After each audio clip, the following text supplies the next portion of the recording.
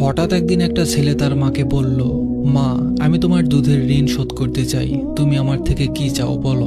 তখন মা একটু কষ্ট পেয়ে চুপ করে থেকে বলল, বাবা, তুই তো বাজার থেকে রাতে আসবি, আসার সময় আমার জন্য একটা কলা নিয়ে আসিস।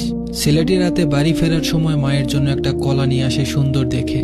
তখন মাকে সেই কলাটি দিয়ে বলে, নাও মা, এই যে তোমার কলা।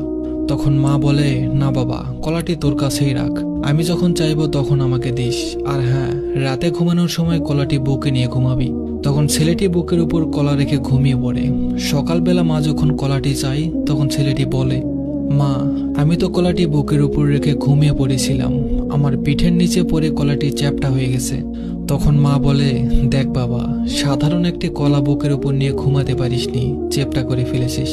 আর আমি মা 9 মাস তোকে গর্ভে রেখেছি, তারপর পৃথিবীতে আসলি।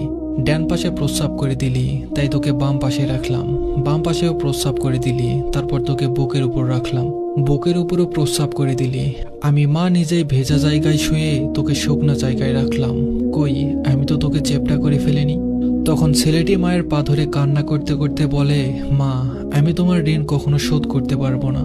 সময় থাকতে নিজের মাকে ভালোবাসুন। ধন্যবাদ সবাইকে।